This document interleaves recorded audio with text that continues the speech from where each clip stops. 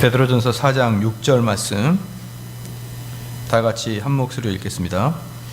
이를 위하여 죽은 자들에게도 복음이 전파되었으니 이는 육체로는 사람처럼 심판을 받으나 영으로는 하나님처럼 살려 하려 하심이니라. 아멘. 네, 오늘은 그리스도가 지옥에 가심이라는 제목으로 하나님 말씀 전하겠습니다. 이제 우리가 지금 사도신경을 하고 있지 않습니까? 하이델베르그 문답에 그 안에 있는 사도신경을 하고 있는 것입니다. 그래서 오늘 44문당인데 우리 제가 문을 읽으면은 답을 한번 읽어주시기 바랍니다. 주보의 앞면에 나와 있습니다. 제 43은 음부에 내려가셨으며 라는 말이 덧붙여져 있는 이유가 무엇입니까?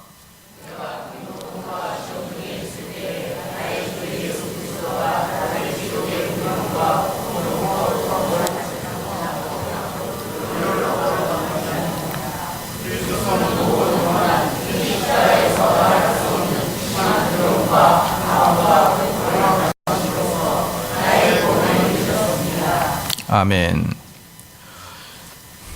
이제 하이델베르그는 그 안에 뭡니까? 사도신경이 있어요.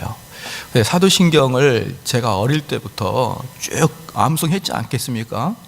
아마 제가 그 기억이 난다 그러면 제가 주일학교 다닐 때 초등학교 1학년부터 3학년까지는 주기도문 암송 시험을 봤고요. 4학년부터 6학년까지는 사도신경 암송했습니다. 그래서 그때 다 좋은 주일학교를 나왔기 때문에 딱 했죠. 근데 제가 그렇게 사도신경을 쭉 하면서 이 예수님께서 지옥에 내려가셨다. He descended into hell. 그가 내려가셨다. 지옥에 가셨다. descended. 이걸 저는 몰랐죠. 왜냐 그러면은 왜 저는 영어를 안 보거든요. 영어를 보면은 지옥에 가다, 이게 지옥으로 떨어졌다, 지옥 하강이 있다라는 것을 알 텐데 그 어릴 때 무슨 영어를 봤겠습니까? 그래서 그냥 습관적으로 뭐 사도신경을 여러분들 성경책 볼 때 암송할 때 또 보지 않지 않습니까? 어릴 때 외워버리면은 안 보잖아요. 그래서 저도 여전히 이 사도신경을 따로 보지 않고 계속 그냥 한글로 암송했습니다. 그런데 어느 유명한 목사님의 책을 통해서 예수님께서 지옥에 내려가셨다라는 그 이야기가 사도신경에 있다는 것을 우리 한국 목사님인데 한 10몇 년 전에 처음으로 봤습니다. 그분의 책을 보니까 누구라 그러면 다 알아요. 다 알고 그분의 그 책도 많이 읽혔던 책인데 지금부터 한 15년 전에는 제가 그분 책을 많이 읽었거든요. 그래서 그분 책을 보니까 그렇게 나와 있어요. 그래서 그때 처음으로 사도신경에 우리 예수님이 지옥에 내려가셨다는 말이 있는데 그분 책에 기록된 대로 이야기해 보면은 이 지옥에 내려가셨다라고 표현되지 않는 것은 한글 사도신경을 제외하고는 모든 사도신경, 영어나 독일어나 라틴어의 모든 사도신경에는 예수님께서 지옥에 내려가셨다는 표현이 다 되어 있다. 한글만 표현이 되어 있지 않다라고 이렇게 이야기를 하더라고요. 그래서 이게 뭔가 이게 문제가 있다. 저는 이렇게 생각했죠. 그렇지만 제가 누굽니까? 긍정적인 사람이라 금방 뭐 괜찮겠지. 이제 그리고 이제 말았죠. 그런데 그분이 그때 이 사도신경을 해석하면서 예수님께서 지옥에 가셨다라는 그 문구를 어떻게 해석했냐 그러면 제가 정확하게는 기억이 안 납니다만은 예수님께서 마지막 죽으시고 3일 동안 지옥에 가셔서 아마 예수님을 모르고 죽어간 사람들을 전도했지 않겠느냐. 그들에게 마지막 기회를 주지 않았겠느냐. 이 지옥에 내려가는 그 여기를 보니까 그 예수님께서 지옥에 몰라 내려갔겠느냐? 관광으로 갔겠느냐? 아니죠. 그럼 예수님께서 너희들 지옥에 가지 메롱메롱 나는 천국 간다 이렇게 했느냐? 아니다. 예수님이 지옥 가서 하셨을 일은 그들이 마지막에 예수 그리스도를 이름을 모르고 우리로 말하면 이순신 장군 같은 게 너무 억울하지 않습니까? 예수님이 한 번도 이름을 들어보지 못하고 지옥 간 거 너무 억울하지 않습니까? 아마 그때를 통해서 지옥에 가시지 않았을까 그래서 하나님 말씀을 모르는 자들을 헤스kia. 그래서 상당히 일리가 있다. 상당히 일리가 있다라고 생각했는데 나중에 제가 교리를 공부하고 보니까 그게 로마 가톨릭이 그렇게 이야기하고 있는 거더라고요. 로마 가톨릭이. 그래서 제가 지금 그 목사님 성함을 말씀드리지 않는 이유가 아주 제가 기분 나쁘다 이 말입니다. 기분 나쁘다. 저는 그 말씀이 상당히 일리가 있다고 생각했는데 그게 결국 로마 가톨릭이 주장한 예수님의 지옥 하강설을 그 개신교 목사님이 그냥 그대로 본따 가지고 그렇게 하는 걸 보고 정말 제가 기분이 나쁘지 않을 수가 없어요. 왜냐하면 지금은 그분도 여전히 많은 사람들로부터 청빈한 목회자로서의 대우를 받고 있거든요. 누구라 그러면 다 알 수 있습니다. 그 목사님은 다른 대형교회 목사님처럼 이렇게 욕심을 부리고 그러지도 않아요. 교회가 큼에도 불구하고 검소하고 청빈하고 그러므로 많은 사람들이 그 목사님을 좋아하는데 실질적으로는 그 목사님은요, 놀랍게도 설교와 그의 목회 현장에서 상당히 많은 부분 로마 가톨릭의 영향이 들어가 있다는 걸 저는 발견했거든요. 그런데 지옥에까지 떨어졌다라는 그 이론까지 로마 가톨릭의 이론을 가져온 곳이에요. 사랑하는 성도 여러분, 성경에서는 지옥을 세 가지로 말하고 있습니다. 첫 번째는요, 무덤으로 간다, 이것을 지옥으로 간다라고 이야기하는 것이고요. 두 번째는 우리가 보편적으로 말하고 있는 지옥, 버림받은 자가 가는 그 처소, 지옥, 그걸 이야기하고, 세 번째는 시편 116편 3절 말씀에 나온 것처럼 사망의 줄이 나를 두르고 수월의 고통이 내게 이름으로, 여기서 수월이 지옥이거든요. 수월의 고통이 내게 이름으로, 이게 뭐냐면 지옥에 가는 것만큼 심한 고통을 당하고 있다는 거예요. 그러니까 성경에는요, 오히려 지옥이라는 단어가 어느 게 제일 많냐 그러면은 지옥에 가는 것만큼 큰 고통을 내가 당해서 뼈가 으스러지고 눈물로 침상을 띄우는 다윗의 고백처럼 그때 수월, 그때 지옥의 이 단어가 훨씬 많습니다. 우리가 죽어서 가는 지옥보다는.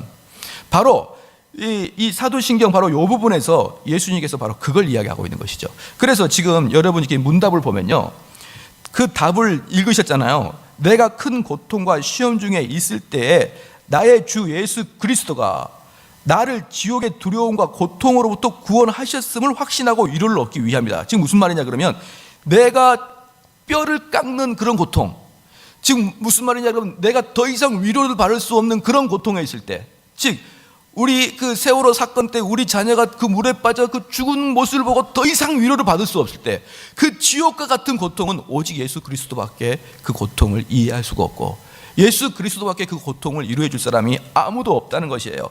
내가 큰 고통과 시험 중에 있을 때 나의 주 예수 그리스도가 나를 지옥의 두려움과 고통으로부터 구원하셨음을 확신하고 위로를 얻기 위함입니다. 그리스도는 모든 고난, 특히 십자가에서 말할 수 없는 극심한 두려움과 아픔과 고통을 당하심으로써, 여기 보십시오, 십자가에서 말할 수 없는 극심한 두려움과 아픔과 고통을 당하심, 이게 바로 지옥을 이야기하는 것입니다. 그러니까 우리 개혁신학에는, 우리 개신교에서는 사도신경에서 말하고 있는 지옥으로 내려가시다, 그걸 지옥 하강설이라 그러는데, 지옥 하강설을 예수님께서 실제로 그 몸이 지옥으로 갔다는 것을 이야기하지 아니합니다. 그 근거를 뭐라고 두냐 그러면요, 우리 예수님께서 식사도 하시고 그러니까 조금 졸리시죠? 왜 졸리냐 그러면 마귀의 졸개들이 와가지고 졸개하니까 졸리는 거예요. 지금 좋으시는 분은 큰일 난 것입니다. 졸개랑 친구예요. 다 졸면 안 됩니다. 막 잊어버렸잖아요. 졸개가 오면 이렇게 잊어요. 예수님이 왜 그 지옥에 가지 않았느냐, 이 근거가 뭐냐면 예수님께서 마지막 돌아가시면서 그랬거든요. 아버지, 나의 영혼을 아버지 손에 부탁하나이다. 아버지 손에 부탁하셨다 이 말이에요. 그리고 옆에 있던 그 우편 강도가 오늘 내 이름을 기억하소서, 그러니까 오늘 밤에 뭐 하겠다? 오늘 너와 나가 낙원에 이르겠다, 이렇게 3박 4일 후에 가겠다, 이렇게 안 하시고 오늘 밤에 너와 내가 낙원에 이르겠다, 이렇게 말씀했거든요. 그러니까 예수님께서 그 옆에 있는 강도한테 오늘 너는 나와 낙원에 가거든요. 그래서 예수님께서 죽은 3일 동안에 어디 계셨습니까? 낙원에 계셨어요. 몸은 그 무덤에 장사되어 있었고 그 영혼은 낙원에 가 계셨다 이 말입니다. 그러므로 예수님께서는 그 3일 동안 떨어져서 지옥에 간 게 아니고 그 우편 강도와 같이 하나님 우편에 가 계셨다 이 말입니다. 그리고 내려오셨다 이 말입니다. 그러므로 우리가 막 성경을 잘 모르는 사람은 예수님께서 지옥에 갔다 왔다 이런 거 관심도 없었겠죠. 그런데 이제 하이델베르크 44문에 나왔으니까 그것을 말씀을 드리는 것이고, 만약 여러분께서 어디에선가 야 예수님께서 지옥에 가셨단다, 야 사도신경에 나왔단다, 아마 그때 예수님께서는 아마 믿지 않는 자를 전도하러 가셨을 거야, 이렇게 말하는 사람들은 아 얘는 로마 카톨릭의 영향을 받았구나, 그렇게 생각하면 되는 것이고요. 우리 개혁신학은 예수님께서 친히 몸을 가지고 십자가를 죽으신 이후에 지옥에 가신 게 아니라 그는 지옥과 같은 말할 수 없는 고통을 당하심으로 우리의 모든 어려움과 고난을 다 이해하시더라 이 말이에요. 할렐루야. 아까 오전 말씀에도 제가 말씀을 드렸지만 아마 여러분들 기도 제목 많을 거예요. 뭐 있습니까? 장가 못 가고 시집 못 가고 주여 못하고 병들고 아프고 여러 가지 기도 제목이 있는데, 우리가 아무리 고통스럽고 고난스러워도 예수님 보면 위로받습니다. 여러분들이 학교 지각할 때 누가 여러분을 위로해 줍니까? 시작. 나보다 더 늦게 온 애가 나를 위로해 줍니다. 그죠? 어떤 누구도 나를 위로해 줄 수 없어요. 나보다 늦게 온 애. 누가 여러분에게서 학교에서 또 위로해 줍니까? 나보다 공부 못한 애, 꼴등한 애. 걔네들 보면서 삶의 용기를 얻고 힘을 얻죠. 아이고 쟤도 사는데 어릴 때 공부 좀 해라, 내 뒤에 20명이나 있어, 막 이러는 사람들 있잖아요. 긍정적인 사고 가지고. 그런 사람들은 앞에 사람 보면 화가 나고 침이 흘러요. 제가 중학교 때였습니다. 저희 반에서 1등 안 해요. 그때는 한 학년에 60명이었잖아요. 저희 때는 그 연합고사를 보지 않습니까? 근데 1등 한 애가 갑자기 그렇게 공부를 열심히 하더니 어느 날 시험 기간이 다가왔는데, 이제 고등학교 고입 시험 기간이 다가왔는데 이제 공부를 안 하고 대훈아 놀자, 야 뭐 공부가 인생의 다냐 뭐 이러면서 시험 기간이 다가왔는데 그 친구가 막 공부를 잘 안 하면서 나를 데리고 놀고 막 그랬어요. 그래서 그때는 공부 잘하는 사람이 제일 좋잖아요. 그래서 왜 그러지, 같이 놀까, 한참 놀다 보니까 그 녀석은 이미 과학고등학교 합격했더라고요. 아직도 가끔 만나요. 지금 뭐 그래 봐야 삼성에 취업밖에 못 하더라고요. 그래서 그 친구는 지금도 저를 위로해 주지 못해요. 그때 나는 막 공부를 해야 되는데 어렵고 나는 왜 점수가 안 나올까 이런 고민을 하는데 그 친구는 나에게 위로를 해주지 못합니다. 왜? 잘났으니까. 그래서 여러분을 위로해 줄 수 있는 사람, 못난 사람이 위로해 줍니다. 할렐루야. 못난 애 보고 살아가는 거예요. 저 안 되는 쟤도 살아가는데 나는 못 살겠느냐, 바로 그게 예수님입니다. 여러분은요 어떤 고난을 당해도 예수님 보면 힘납니다. 그 말이 바로 예수님이 지옥의 고난을 당하셨다는 거예요. 우리가 당할 수 있는 그 어떤 고난보다도, 우리가 당할 수 있는 어떤 비참함보다도 우리 예수님은 그걸 당하셨다. 그러니까 지금 여기 44문의 답에 뭐라고 합니까? 내가 큰 고통과 시험 중에 있을 때 나의 주 예수 그리스도가 나를 지옥의 두려움과 고통으로부터 구원하셨음을 확신하고 위로를 준다는 거 아닙니까? 예수님께서 그렇게 지옥에 갈 수밖에 없는 그런 고통을 당하시는 그 고통과 그 어려움 속에 우린 위로를 받는 것입니다. 저는요 많은 성도들이 그 예수님의 고통을 전혀 염두에 두지 않고 잘 살거든요. 제가 보면요 잘 살아요. 잘 사는데 더 잘 살라고, 잘 사는데 만족하지 못하고 나는 여기에 만족할 수 없어, 한 단계를 더 올라가려고 나를 또 쥐어짜고 나를 또 이렇게 그 어려움 속에 스스로를 빠뜨려가면서 목사님한테 이야기를, 목사님 얼마나 이 평신도의 삶이 어려운 줄 아십니까? 그렇습니다. 절대적인 가난한 사람이 있긴 있어요. 그런데 지금의 사람들은 대부분 보다 좋은 삶을 살기 위해서, 지금 나의 삶에 만족하지 않고 한 단계 더 높아지기 위해서, 내가 더 그 고통과 고난의 속에 내가 벌썩 들어가면서 신앙과 말씀 묵상과 기도 생활은 점점점 못함으로, 왜? 몸이 피곤하고 시간이 없으니까 그 일을 완성시키려고 함으로 인해서 점점 못하면서 저희들한테 하는 얘기가 목사님, 평신도의 삶을 알기는 합니까? 우리 평신도의 삶이 얼마나 치열한지 아십니까? 이렇게 이야기하는데요. 제가 묻겠습니다. 누가 그렇게 하라고 했습니까? 누가 그 일을 그렇게 하라 그러길래 그 일을 하면서 그렇게 힘들다고 합니까? 우리는요, 세월호 그 학부모처럼 절대적인 고통과 절대적인 슬픔 속에 빠져 있는 게 아니에요.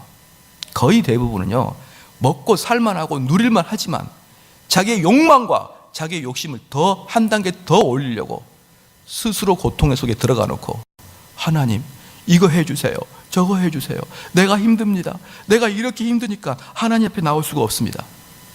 그렇게 자기 스스로를 위로하고 스스로를 변명하는 것입니다. 사랑하는 성도 여러분, 그런 사람을 위로해 주려고 우리 주님이 지옥의 고통 당하는 거 아닙니다. 우리 주님이 지옥의 고통 당하는 이유는요, 그렇게 절대적인 슬픔에 빠져 있는 사람, 위로받을 곳이라고는 이 세상에 단 한 군데도 없는 사람, 다 망하고, 그래서 감옥에 가더라도 민주화 운동하고 간 사람은 위로받을 필요가 없어요. 왜? 제가 그 목회하면서 만났는데 가끔 자기가 감옥에 갔다 왔다고 떳떳이 말하는 사람은 전부 다 386 세대 감옥 갔다 와서 구구의 민족, 민주, 민철 이러면서 내가 저기 감옥에 한번 갔다 왔는데요, 다 이랬는데, 목사님 저 감옥에 갔다 왔는데 뭘로요? 강간죄로. 이런 사람은 아무도 없어요. 목사님 나 감옥에 갔다 왔는데 왜요? 뭐 나 사기죄로. 이런 사람은 없어도 감옥에 갔다 온 것을 자랑하는 사람은 자기가 민주화 운동하다가 감옥에 간 사람을 자랑합니다. 사랑하는 성도 여러분, 절대적인 슬픔, 절대적인 부끄러움, 남한테 말할 수 없는 것, 바로 그런 자가 예수 그리스도가 위로가 되는 것이지, 남들한테 자랑하고 남들한테 자기가 말할 수 있는 것들을 말하는 사람들은 사실은 예수 그리스도가 절대적인 위로가 되지 않습니다. 그러면 우리가 이 십자가의 고통을 잊어버리는 사람들의 이 현대 상태, 현대 교회에 대해서 제가 잠깐 진단하겠습니다. 우리 예수님, 우리 하나님이요, 이건 좀 역사적인 배경이 필요한데, 모든 종교는요, 그 가운데 그 핵심에 도덕이 있습니다. 도덕이. 근데 오직 기독교만 그 핵심에 도덕이 있는 게 아니라 오직 기독교만 역사적인 십자가가 있어요. 그래서 기독교는요, 역사를 훑어서 봐야지 기독교가 보이는 것이지, 도덕을 보면은 그야말로 도덕적인 종교밖에 안 됩니다. 그러면 우리가 잠깐 역사를 한번 봐보겠습니다. 하나님께서 에덴 동산을 만드신 다음에 그 에덴에게 축복을 하고, 그 다음에 그 에덴이 하나님의 땅을 만든 거잖아요. 그런데 그 완벽한 조건에서 아담이 하나님을 배신합니다. 그래서 하나님은 그 아담을 내어 쫓았죠. 쫓았는데 그 아담이 몸에다가 무화과 나뭇잎으로 덩실덩실 이렇게 매달아 놓으니까 이게 시간이 지나니까 바짝바짝 말라서 다 없어져 버린 것이죠. 그래서 우리 하나님께서는 짐승의 거죽을 그에게 입혔어요. 최초의 밍크 코트를 이제 딱 그들이 입는 것이죠. 그러면서 그 밍크 코트를 딱 주면서 거기에 뭐가 담겨 있냐 그러면, 너희가 너의 부끄러운 부분을 가릴 수 있는 오직 유일한 방법은 동물의 피를 흘려야 된다는 거예요. 그러니까 아예 처음부터 이스라엘의 제사는요, 피 흘림의 제사가 예비되어 있었습니다. 그리고 아벨은 믿음으로 제사를 드렸습니다. 많은 사람들이요, 아벨의 제물에 가인의 제물에 문제가 있는 게 아니고 가인 자신의 문제가 있어서 가인 제물을 안 받았다고 하는데요, 그렇지 않아요. 하나님께서 우리에게 말씀하시는 제사는 가장 근본적인 게 피 흘림의 제사입니다. 그래서 가인은 자기가 스스로 하나님은 뭐 이렇게 받으실 수 있겠지 하면서 자기가 스스로 제사를 지내므로 하나님은 가인의 제사를 받지 않았습니다. 그리고 아벨은 믿음으로 제사를 드림으로 그 제사를 받았죠. 그리고 아벨은 순교하게 되고 가인은 최초의 적그리스도가 되는 것입니다. 그런 이후에 우리 하나님께서 누구를 부르십니까? 아브라함을 부르십니다.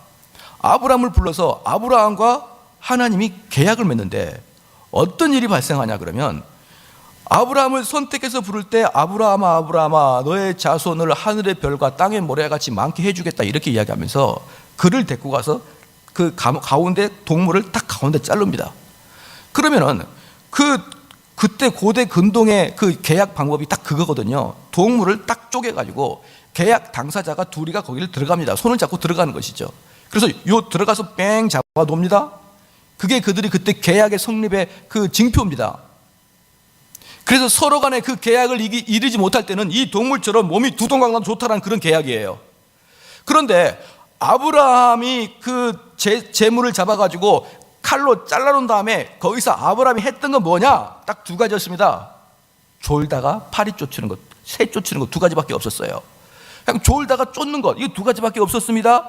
그러면 그 동물 사이에 들어간 그 불이 들어갔는데 그 누가 들어갔냐 그러면 시작 하나님 스스로가 들어가신 거예요. 하나님 스스로가.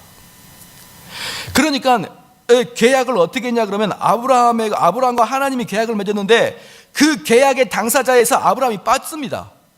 그리고 하나님이 스스로 계약을 맺는데 바로 이겁니다. 내가 너희에게 복을 주지 않으면 내 몸이 이렇게 두동강 나겠다는 거예요.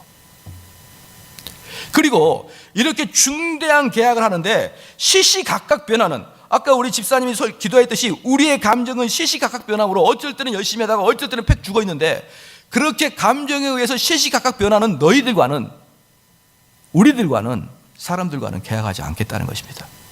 오직 하나님만이 그 계약을 맺습니다. 그리고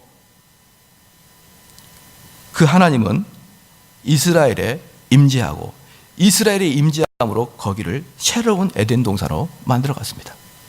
그런데 이스라엘 사람들이 또 하나님을 배반하자 그 하나님의 임재가 사라짐으로 그들은 바벨론의 포로가 됐습니다. 즉 그러면서 계속 구약의 제사를 지낼 때 피 흘림의 제사를 계속 드리는데, 살아가는 성도 여러분, 여기서 중요한 게 있습니다. 구약의 법률로, 구약의 율법으로 피 흘림의 제사를 지낼 때 그들은 그걸로 절대로 용서받지 못합니다. 그러면 구약의 율법의 제사의 이유가 뭐고 원인이 뭐고 그들이 왜 그것을 지켜야 되느냐? 앞으로 다가올 오리지널 피 흘림의 제사를 기념하기 위해서 그런 것입니다. 그래서 그 이스라엘 역사가 계속적인 피 흘림의 제사가 있다가 예수 그리스도가 그 제사장이 되고 예수 그리스도가 대제사장이 되고, 구약시대 때 여러분 한번 기억하고 봅시다. 1년에 한 차례씩 대제사장이 모든 백성을 위해서 제물을 드립니다. 그럴 때 혹시 대제사장이 지성소에 들어갈 때 뒤에다 끈을 묶는 거 혹시 아십니까? 왜 끈을 묶냐 그러면 그들이 1년에 한 번 들어갈 때 대제사장이 죄가 있으면 거기서 즉사했거든요. 그러면은 거기에는 오직 대제사장만, 선택된 대제사장만 들어가는데 그가 죽었다고 사람들이 들어가면 그도 죽기 때문에 끈을 묶어가지고 들어간 것이에요, 거기에. 그래서 대제사장이 거기서 죽으면은 땡기는 것입니다. 지금 무슨 말입니까? 이스라엘 사람이 1년에 한 차례씩 제사 지낼 때 대제사장에서 그 국민 백성의 죄를 사할 때 대제사장은 목숨 걸고 들어가는 거예요. 자기 목숨 걸고 들어가는 겁니다. 그걸 누가 합니까? 대제사장이고 만왕의 왕이고 선지자 중에 선지자인 예수님께서 자기 목숨 걸고 들어가는 겁니다. 죽음으로 들어가는 거예요. 그리고 십자가에서 자기가 지옥을 경험합니다. 사랑하는 성도 여러분, 이게 바로 유대인들에게는 걸리적거린 것이요, 로마인들에게는 미련하게 보이는 십자가의 도입니다. 그럼 그 십자가의 도가 무엇을 말하는지 제가 잠깐 말씀드리겠습니다. 십자가를 보면서 여러분이 첫 번째 봐야 될 게 뭐냐면 공의의 하나님을 봐야 됩니다. 거룩하고 공의라는 그 속에 단어가 뭐가 포함되어 있냐면 거룩하고 두렵고 벌을 주고 무시무시한 심판주 예수 그리스도가 포함되어 있는 것입니다. 그러므로 우리가 십자가를 거쳐서 그 다음에 부활의 기쁨이 있지만 부활의 기쁨이 가기 전에 그 십자가를 보면서 십자가의 도를 보면서 우리는 무엇을 느껴야 되느냐? 우리 죄가 얼마나 비참하고 우리 죄가 얼마나 무시무시하고 이 죄를 사해 주실 예수 그리스도가 얼마나 우리를 위해서 공의와 진노를 한꺼번에 받으셨는지를 여러분 아셔야 되는 것입니다.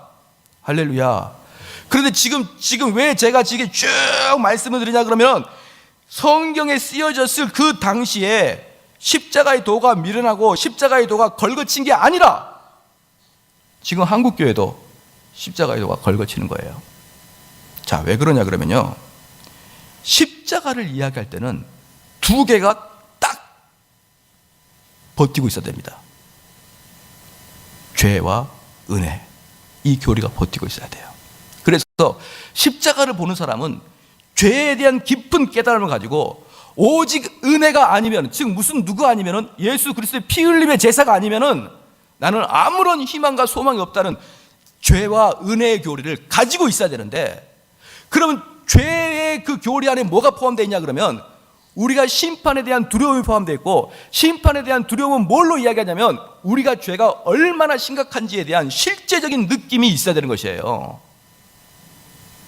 근데 지금은 죄와 은혜 교리를 더 이상 이야기하지 않고 뭘 얘기합니까? 치유를 얘기합니다. 치유를. 여러분, 치유하고 죄와 은혜는, 회개는, 치유하고 회개는 비슷하게 보여요. 치유하고 회개는 비슷하게 보입니다. 근데 잘 보십시오. 치유받을 사람은 원래 어떤 사람입니까? 시작. 병자입니다. 병자. 병을 가지고 있는 사람이 치유받을 사람이에요. 병을 가지고 있는 사람은 어디에 가야 됩니까? 병원에 가야 돼요. 그죠? 회개할 사람은 원래 뭐가 있는 겁니까? 죄가 있는 거예요. 죄는 어디로 가야 됩니까? 감옥 가야 됩니다. 자, 치유하고 회개는 비슷해 보이거든요. 그걸 딱 섞어버렸어요. 교회에서 섞었습니다. 그 다음에 치유받아야 되니까 그 사람은 회개의 대상이 아니라 돌봄의 대상이 되는 것입니다. 그는 감옥 갈 사람이 아니라 병원 갈 사람이 돼버리는 거예요. 완전히 달라지는 것입니다. 그래서 각 교회에서 더 이상 죄에 대한 지적을 안 합니다. 죄에 대한 지적이 뭔지 아십니까? 우리는 다 죄인이에요. 그게 죄에 대한 지적입니까? 그렇지 않습니다. 죄에 대한 지적은 내가 그 말 들었을 때 아이고야 죽겠다, 아이고 나 이러다가 죽겠다. 그래서요, 죄에 대한 지적의 설교는 항상 강하는 것이고, 죄에 대한 지적은 항상 목사님이 실제적으로 바로 여러분 앞에서 내 자신에게 설교하는 것처럼, 저 목사님 내 죄를 알고 있는가 보다, 저 목사님 내 상황을 알고 있나 보다, 이런 식으로 실제적으로 여러분 마음속에 죄가 팍팍팍 찔릴 때, 그때 그가 비로소 하나님, 내가 지금 힘듭니다, 나를 용서해 주세요, 이렇게 나가는 것이지, 치유로 들어가게 되면요, 어떻게 치유 안에서 돌봄을 받을 사람이 어떻게 회개를 합니까? 여러분, 물론 교회에서 그런 작업들도 필요하죠.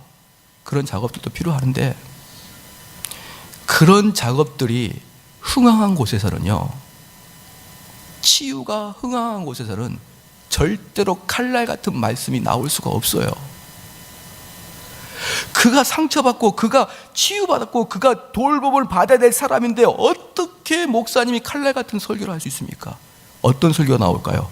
위로의 설교가 나오죠. 돌봄의 설교가 나오죠. 그러므로 그것은 십자가의 돌을 걸리적거리게 하는 것입니다. 십자가의 돌은요, 첫 번째 우리가 느껴야 될 것은 이 하나님에 대한 공의로움과 하나님의 심판에 대한 두려움에 쌓여야 되는데, 그 두려움이커녕 교회 와서 돌보고 따뜻함, 힐링, 쉼, 휴식, 그런 게 얼마나 교회에 많이 팽배해 있습니까? 아직도 우리 교회도 그렇게 생각하는 사람이 있을 수 있어요. 그렇게 많이 말씀을 드렸는데 아직도 생각합니다. 내가 일주일 동안 밖에서 진짜 힘들었으니까 교회에서 쉬고 싶다. 사랑하는 성도 여러분, 정말 밖에서 일주일 동안 살아가면서 하나님 말씀 듣고 죄와 피 흘리게 싸워가면서 그 죄와 싸워가는 것 때문에 힘듭니까? 그거 아니잖아요. 나 먹고 살려고 힘든 거 아닙니까? 그래 놓고 교회 와서 쉬면은, 자, 하나님 말씀 언제 듣고 언제 회개하고 언제 십자가의 도의 길을 가겠습니까? 근데 수많은 사람이 일주일 내내 자기 삶을 살아놓고 자기의 욕망을 다 분출해놓고 십자가의 도는 아무 관심도 없고 하나님 말씀과 아무 관심도 없이 살아갔다가 교회 와서 꾸벅꾸벅 졸고 교회 와서 즐거움을 찾고 교회 와서 평안함을 찾으려고 그러는데, 여러분, 그것은 잘못돼도 너무나 잘못되고, 그게 바로 현대 마귀가 우리를 속이고 있는 것입니다. 야, 너 충분히 했다, 떠나라, 무슨 CF 찍습니까? 아닙니다. 절대로 그렇지 않습니다. 그게 바로 우리가 십자가의 도를 무시하고 있는 것이에요. 그래서 십자가는요, 하나님의 거룩하심, 진노하심이 있습니다. 그런데 여러분이 오랜만에 교회 나왔는데 목사님 맨날 죄나 회개하라 막 그러니까 이제는 듣기가 싫은 것이죠. 자, 그러면은 두 가지 형태로 나타납니다. 첫 번째는요, 자유주의자들은요, 야, 그 얘기 그만하자. 진보주의자들 있지 않습니까? 그 얘기 그만하고 어디로 갑니까? 소외된 자한테 갑니다. 가난한 자한테 가는 것이죠. 우리 예수님이 가난한 자와 함께 했다. 가난한 자한테 가는 것이죠. 자, 묻겠습니다. 가난한 자와 함께 있으면 구원 받습니까? 지금 제가 우리 성도들한테 가난한 자를 소외시켜라, 소외된 자를 그들을 돌보지 마라, 이 말 하는 거 아니에요. 근데 진보주의자들은 무조건 들어오면은 가난한 자와 함께하면 그곳에 하나님이 계신다는 거예요. 누가 그렇게 가르칩니까? 성경에서 누가 그렇게 이야기하죠? 제 주변에 조금 배웠다 하는 그 목사님들은요, 진보주의자가 상당히 많습니다. 그래서 그들과 이야기하면은 가난한 자와 함께 있을 때 그 안에 바로 성령이 계신다는 거예요. 그들이 공통적인 생각입니다. 그런데 우리 예수님은 가난한 자와 함께 있었던 게 아닙니다. 우리 예수님은 심령이 가난한 자와 있었어요. 우리 예수님은 죄인과 함께 있었던 게 아니라 우리 예수님은 자기가 죄인인 걸 깨닫는 자와 함께 있었던 것입니다. 사랑하는 성도 여러분, 바리새인이 죄인입니까? 아닙니까? 바리새인이 죄인이에요. 근데 왜 바리새인과 예수님이 함께 있지 않습니까? 그가 죄인인 걸 깨닫지 못하기 때문에 그러는 것입니다. 그러면 물질적으로 가난한 사람은 그 마음속에 심령이 부유한 사람이 없을 것 같습니까? 물질적으로 권세가 약한 사람은 그 마음속에 권세가 높지 않을 거라 생각하십니까? 그거랑 상관없습니다. 그런데 자유주의자들이 하는 일, 그게 뭐냐 그러면 너무나 단편적이고 너무나 극단적인 감각적으로 합니다. 뭐라고 하죠? 가난한 자와 함께 있으면, 가난한 자와 함께 있으면, 불쌍한 자와 함께 있으면, 불쌍한 자와 함께 있는 게 아니라 우리가 들어가서 그가 스스로가 얼마나 불쌍하고, 그래서 소경된 자가 자기가 소경된 걸 아는 게 복이고, 할렐루야, 자기가 안진병인 것을 아는 게 복이고, 자기가 귀머거리인 걸 아는 게 복이지, 소경 자체가 복이 아니고 귀머거리 자체가 복이 아니고, 우리 예수님께서 그냥 그 안에, 제자들이 그 안에 소경 옆에서 그들을 위로하고 소경 옆에서 그들과 말동무 해주기 위해서 그들에게 들어간 게 아니라 그들에게도 복음을 전하려고 들어갔습니다. 그런데 지금의 진보주의 자유주의자들은 그냥 물질적으로, 육체적으로, 물리적으로 그들과 함께 있어주는 것, 그것이 바로 복음이라고 생각하는, 얼토당토 않게 이야기합니다. 두 번째, 보수주의를 말합니다. 자유주의는 그래도 너한테나 가서 쉽게 말하면 이 설교 시간에 말하기를 좀 뭐하지만 그것도 약간 뻘짓 비슷하긴 합니다. 너의 못 사는 사람들 틈에 들어가서 그들이 함께 해주기는 해요. 별로 의미는 없는 일이지만. 그런데 보수주의는 뭐 한 줄 아십니까? 내적 치유합니다. 내적 치유. 심리학 들어와가지고 밖에서도 이기적이고 안에서도 이기적이고 집에 가도 이기적이고 넘에 가도 이기적이고 맨통 자기 내부만 쳐다보는 거예요. 자기 내부를 탁 쳐다봐서 이게 무엇입니까? 지금 심리학과 기독교가 합해버렸잖아요. 자기 치유. 저는 가끔 교회 보면요, 자기 자신에 대해서 너무나 지나친 연민을 갖고 있는 사람이 있어요. 자기가 과거에 어떻게 살았다. 그러면 회개가 되겠습니까? 회개가 되겠냐고요. 지금 한국교회는 자유주의는 소외된 계층으로 들어간다. 보수주의에서는 내면의 면을 치료한다. 두 개를 쫙 나눠줘서 십자가의 도가 사라져버리고 없습니다. 우리는 한국교회에서는 누구든지 십자가의 도에 대해서 이야기를 합니다. 그런데 그 교회의 사역과 그 교회의 철학에서는요, 십자가의 도가 사라져버렸어요.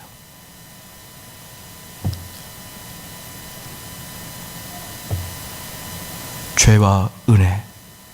그래서 우린 죄를 회개하고 예수 그리스도 용서를 받고, 그리고 예수 그리스도와 구원에 얻는 확신을 들어가기 전에 우리는 주로 무엇을 이야기하냐?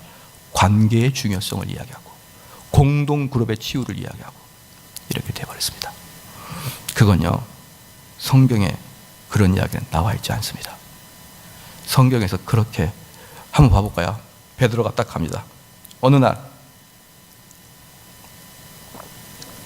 어느 날 어떤 그 군대 귀신 들린 자가 있었습니다. 이건 예화입니다. 그냥 없던 일인데 성경을 목사님이 만드네 그렇게 하지 마시고 그냥 상식적으로 한번 생각해 봅시다.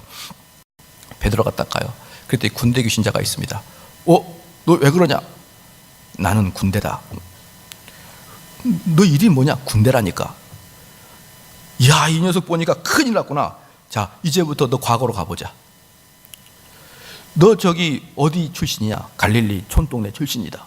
너 그때 아버지가 너 학대했지? 맞다. 아버지가 나 학대했다. 그때 너 울고 있었지? 맞아. 농에 옆에 앉아가지고 울고 있었어. 그때 너 아버지가 너를 때렸지? 맞다. 그 아버지를 용서해렴. 그 아버지를 용서해 주렴. 그렇게 베드로가 했겠습니까? 그냥 베드로는 귀신아 떠나갈지어다 그렇게 얘기했을 거예요. 근데 2000년 만에 귀신들이 세련되어가지고 이제 그걸 해줘야 떠나가겠습니까? 2000년 전에는 그냥 베드로가 무식하게 귀신아 떠나가 훅 떠나가는데 지금은 귀신들이 심리학을 배웠다 이 말이에요. 그러면 목사님이 귀신아 떠나가면 프로이드의 이론을 이용해 줘야지 제가 나가죠. 그렇게 귀신이 하겠느냐 이 말이에요. 그런데 지금은 너무 많은 사람이 거기에 물들어 있어요. 안 됩니다. 사랑하는 성도 여러분, 이게 아무것도 아닌 것 같지만 실제적으로 십자가가 빠져버려요. 왜? 십자가의 첫 번째 목표가 뭡니까? 공포와 두려움과 전율이에요. 십자가를 보는 사람들은 다리가 후들후들 걸려야 되고 뼈가 으긋으긋해야 되고 뼈가 다윗이 고백하듯이 뼈가 뜯어져서 밖으로 나오는 것 같은 그런 고통을 당하는 게 십자가에 대한 고통입니다. 그 고통을 겪은 사람만이 우리 예수 그리스도의 부활에 동참할 수가 있는 것이에요. 그래서요, 우리 성도들이 주일날 모습을 제가 어떠한 모습이 되어야 되는지를 명백하게 말씀드리겠습니다. 교회에 와서 여러분의 얼굴을 보면 사람들이 여러분을 보고 저 사람 이상하다, 저 사람 되게 슬퍼 보인다 라는 표정이 여러분 얼굴 속에 나타나야 됩니다. 왜? 두려우니까. 우리 주님은 웃으시지 않았습니다. 성경에서 우리 주님은 웃었다는 이야기가 단 한 번도 없습니다. 화를 내셨고 울었고 배가 고팠지만 웃으셨다는 소식은 없습니다. 그리고 우리 주님이 마지막 예루살렘 보면서 눈물을 흘리셨습니다. 왜 우리 주님은 그렇게 웃지 않았을까요? 예루살렘의 운명을 알고 있었기 때문에 웃지 않습니다. 수많은 사람이 예수님을 배반하고 저 흑감으로 떠나갈 것 생각하니까 웃을 수가 없습니다. 그래서 우리 성도들도 얼굴에 진지함과 두려움과 슬픔이 들어가 있어야 되는 거예요. 그런데 그 내면에는 그것과 대비되는 기쁨이 넘치는 것입니다. 그러니까 그리스도인들은요, 얼굴을 볼 때는, 사람들이 나를 볼 때는 저 사람이 무슨 소망으로 살 것인가, 저 사람이 도대체 인생을 실패했구나, 이런 모습으로 얼굴이 보일 수가 있습니다. 그런데 내 내면에는 그 과정을 거친 다음에, 십자가의 공포와 십자가의 두려움의 과정을 거친 다음에, 그 다음에 부활의 기쁨의 소망이 내 속에 싹 트는 거예요. 그래서 우리 교회는 겉모습은 대단히 진지하지만, 할렐루야, 겉모습은 말할 수 없이 진지하고 말할 수 없이 차분하고 말할 수 없이 묵직하지만 속마음은 기쁨으로 넘쳐야 되는 것입니다. 그게 여러분 성도들이 한꺼번에 교차해야 됩니다. 그런데 많은 사람들이 교회 와서 너무 교회가 싸게 움직입니다. 조잘 시끌 깔깔 뭐 했어니 하면서 막 시끄럽습니다. 근데 속마음은 진정한 기쁨이 없는 거예요. 속마음에 진정한 기쁨이 없으니까 자꾸 겉으로 즐거워합니다. 자꾸 즐거움을 유발시킵니다. 그래서 그 노래도 파른 노래를 불러서 우리를 기쁨을 유발시키는데 집에 갈 때는 내 마음속에 구원의 확신은 하나도 없습니다. 하늘에서 내려주는 그 평안한 복이 내 마음에는 없습니다. 왜 그럴까요? 십자가의 도를 거치지 않아서 그런 겁니다.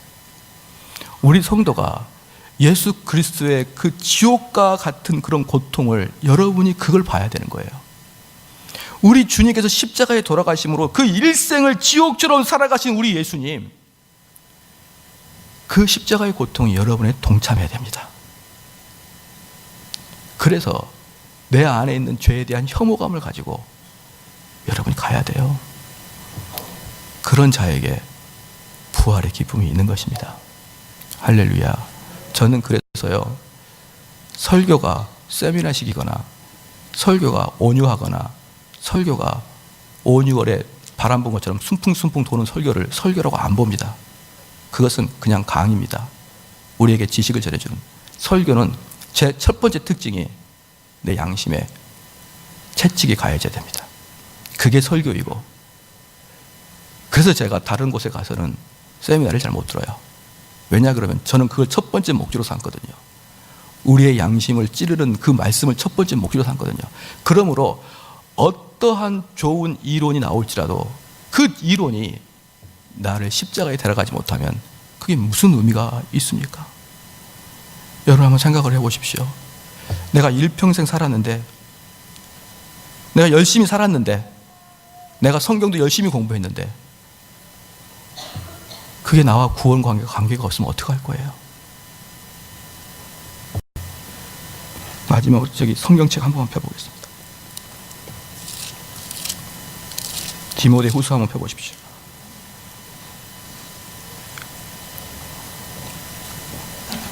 디모데후서 3장.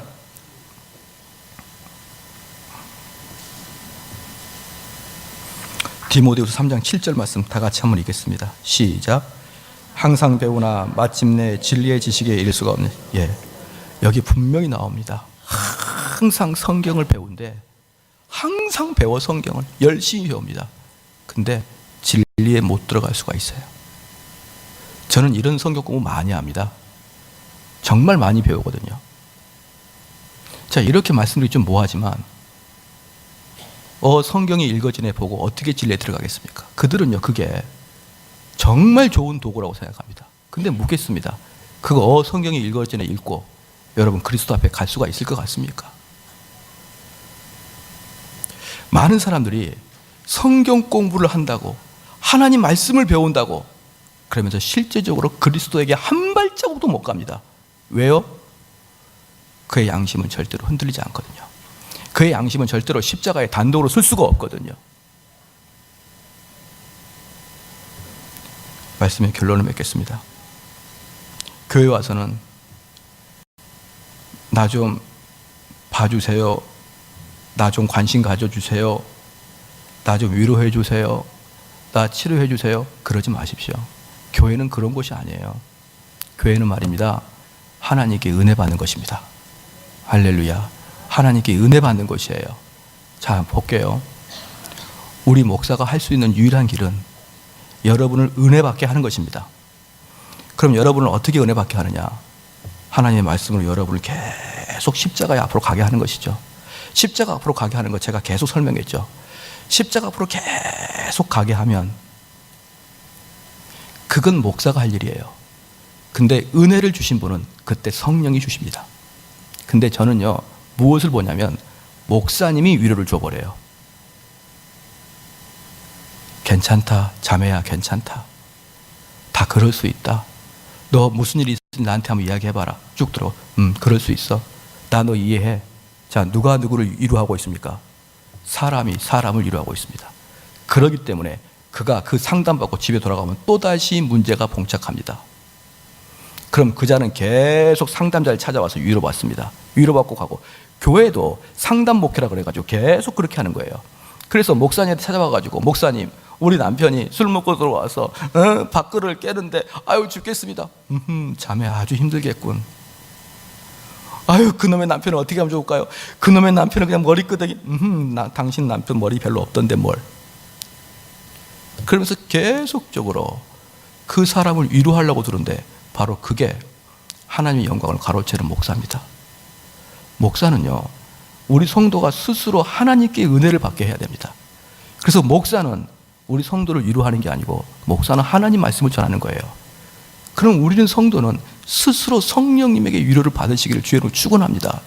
그래서 교회 와가지고 목사님이 좀 잘 대해달라, 목사님이 나를 이해해달라, 목사님 나를 좀 인정해달라. 그래서 어쩔 건데요?